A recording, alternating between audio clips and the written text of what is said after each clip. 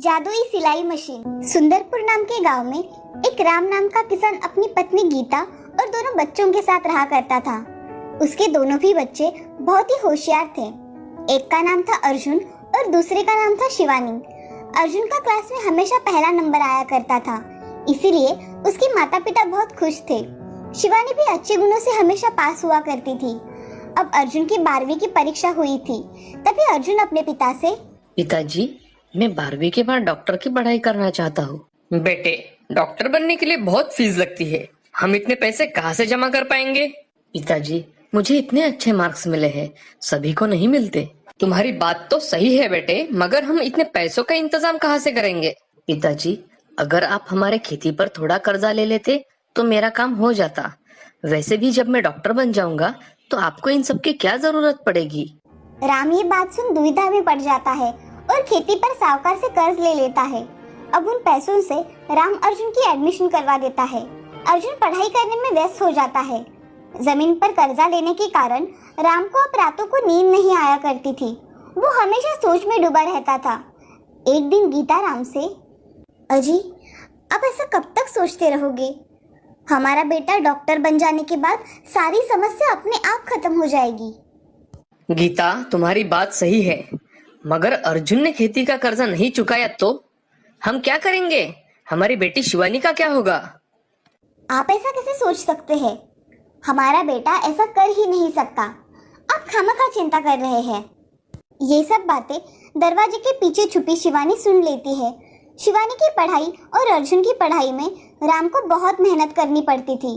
अब ऐसे ही 5 साल बीत जाते हैं और अर्जुन की पढ़ाई पूरी हो जाती है। अब वो डॉक्टर बन जाता है।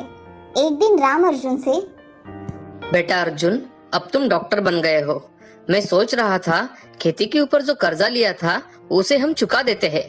पिताजी, आप सही कह रहे हो, जमीन का कर्जा चुका देंगे, मगर मुझे अभी थोड़ा वक्त चाहिए क्योंकि मैं मेरा अस्पताल बनवाना चाहता हूँ। ठीक है बेटे, अब मैं फोन रखता हूँ। जी पिताजी। ऐसा कहकर अर्जुन फोन रख देता है और राम गहरी सोच में डूब जाता है। ये सब बातें शिवानी सुन लेती है, इसीलिए वो मन ही मन कुछ काम करने का ठान लेती है। शिवानी अगले दिन घर से बाहर निकल जाती है। तभी उसकी नजर एक बूढ़ी औरत पर पड़ जाती है। वो बूढ़ी औरत के पास जाकर देखती है तो उस बूढ़ी औरत को दिखाई भी नहीं दे रहा था। फिर भी उसके कपड़े सीने की चाह देखकर शिवानी उस बूढ़ी औरत से, दादी, लाओ, मैं सुई में धागा लगा देती हूँ। धन्यवाद बेटी। शिवानी, यहाँ कैसे आना हुआ? दादी, मैं यहाँ से जा रही थी, आपको देखा तो आपकी मदद करने चली आई। क्या हुआ है शिवानी? बड़ी चिंता में दिखाई दे रही हो। दादी, मुझे खुद से कुछ काम करना है और अपने बाबा की मदद करनी है। बूढ़ी औरत थोड़ा सोचकर शिवानी से कहती है, शिवानी, क्या तुम्हें सिलाई आती है? नहीं दादी, मुझे सिलाई नहीं आती और मेरे पास सिलाई मशीन भी तो नहीं है। अरे शिवानी, इसमें कौन सी बड़ी बात है? तुम्हें मैं सिलाई सिखा दूंगी और ये मेरी सिलाई मशीन तुम लेकर जाओ। अब मुझसे पहले जैसा काम भी नहीं होता, मगर मेरे पास आपको देने के लिए पैसे भी नहीं है। शिवानी, तुम जब कमाने लगोगी ना तो मुझे मेरे पैसे लाकर देना। अब तुम मेरे पास रोज सिलाई सीखने आना, मैं तुम्हें सिलाई सिखा दूंगी। जी दादी। ऐसा कहकर शिवानी अपने घर चली जाती है। बूढ़ी औरत मन में सोचती है, मैंने शिवानी को मशीन देने का सही निर्णय लिया है। उसे तो ये पता भी नहीं कि ये मशीन जादुई है। उसे जल्दी पता चल जाएगा तो उसके सारे दुख दूर हो जाएंगे। शिवानी घर आकर अपना काम करने लगती है। अब अगले दिन शिवानी बूढ़ी दादी के यहाँ सिलाई का काम सीखने चली जाती है। दादी उसे सब काम निपुणता से सिखाती है। उसकी काम करने की चाह देख बूढ़ी दादी खुश हो जाती है। 8 दिनों बाद शिवानी सिलाई मशीन लेकर अपने घर चली जाती है। घर जाकर शिवानी भी ड्रेस सिलाती है। तभी उसके पास उसकी पड़ोसी कमला आ जाती है। कमला गीता से, अरे गीता, तुम्हारी शिवानी कपड़े सिलाती है क्या? हाँ, उसने अभी अभी सिलाई करना सीखा है। वो बहुत अच्छे कपड़े सिलाती है। मुझे भी एक ड्रेस सिलाना था मेरी बेटी के लिए। क्या शिवानी सिला देगी? हाँ देगी ना। आप उसके नाप का एक ड्रेस शिवानी को दे दीजिए, शिवानी सिलवा देगी। ठीक है। ऐसा कहकर कमला अपने घर चली जाती है वो अपने बच्ची का ड्रेस लेकर शिवानी को दे देती है और शिवानी से, इस कपड़े का बहुत अच्छा ड्रेस बनाना, मेरी बेटी परी लगनी चाहिए। जी। ऐसा कहकर शिवानी उस ड्रेस को काटकर अच्छी तरह से ड्रेस बनाती है। वो ड्रेस इतना अच्छा बनता है कि उसकी सहेलियां भी उससे ड्रेस सिलाने के लिए आ जाती है। अब कुछ ही दिनों में शिवानी बहुत अच्छे से ड्रेस सिलने लगी थी। अब उसके पास थोड़े बहुत पैसे जमा हो जाते हैं। उन पैसों को लेकर शिवानी बूढ़ी औरत के पास चली जाती है। दादी, आप कहाँ हो? मैं यहाँ हूँ शिवानी, कमरे में।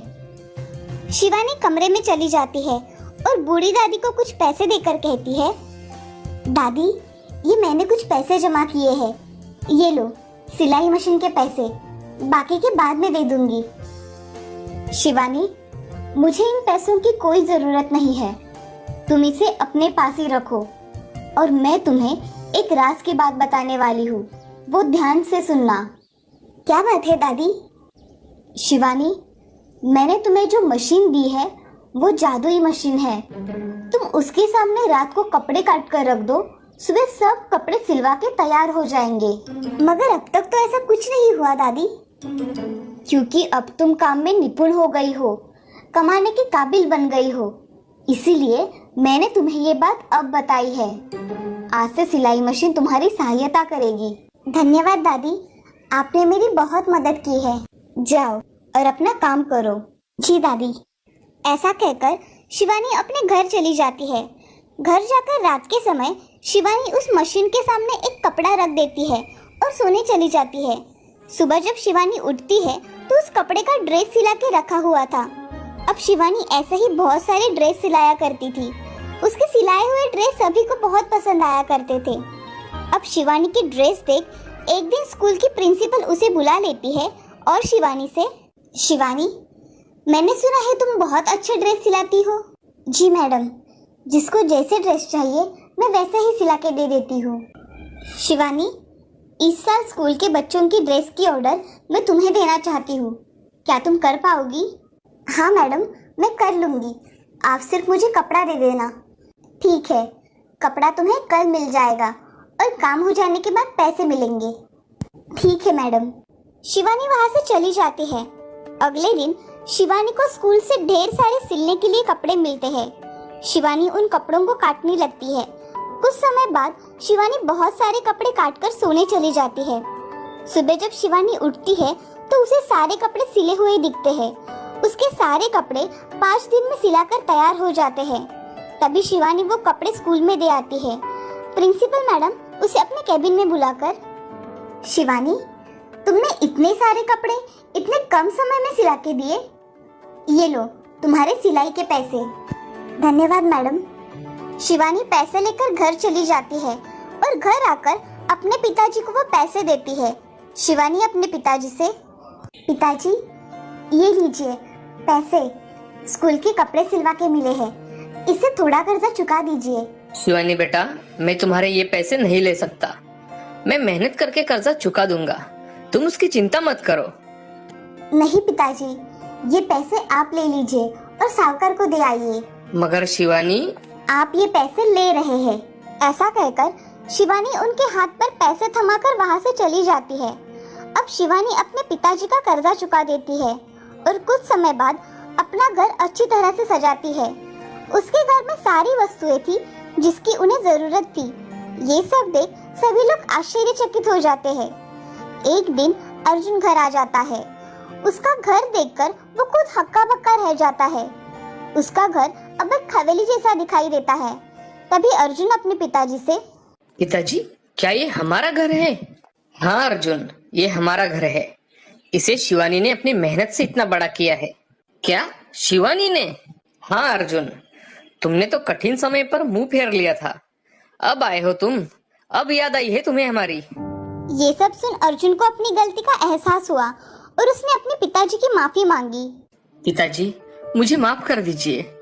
ठीक है अर्जुन, उठो, जो हुआ सो हुआ, अब आगे से ऐसा मत करना। ऐसा कहकर अर्जुन राम के गले लग जाता है और अपनी माँ की भी माफी मांगता है।